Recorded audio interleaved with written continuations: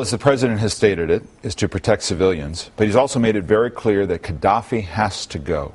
How, with this kind of limited military operation, can you achieve that goal? Well, in the next few days, David, first of all, I would expect us to pass the leadership of the military operation to be led by those in the coalition, and that the United States in particular would support with unique capabilities, which could include jamming, intelligence, support, the kinds of things that tanker support for the aircraft, those kinds of things.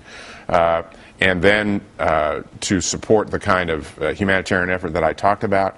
And then I think over time, obviously, Colonel Gaddafi's going to have to make some decisions. Clearly, there's been significant international isolation, significant sanctions, an arms embargo, and a very broad coalition internationally to isolate him. And I think he's going to have to make some choices about his own future at that point. But I mean, you know, maybe we had a lot of faith in him making the right choices since we've been after him for decades. He hadn't done that.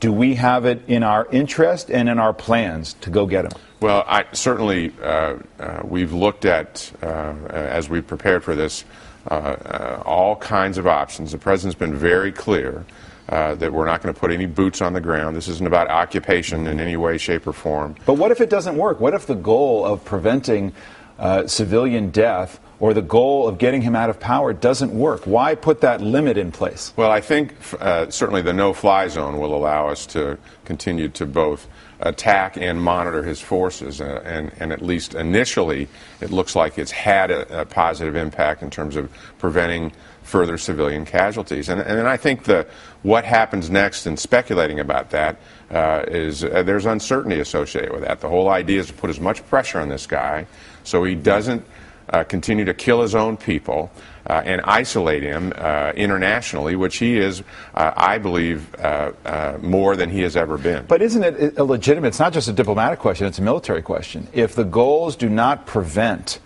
Gaddafi from going, what do we do? There's the prospect of Gaddafi holed up in Tripoli, a divided Libya. This is not a sustainable strategy. This is certainly the goals of this campaign right now, again, are limited, and it isn't about seeing him go. It's about supporting the United Nations resolution, which talked to limiting or eliminating his ability to kill his own people, as well as support the humanitarian So the mission efforts. can be accomplished and Gaddafi can remain in power?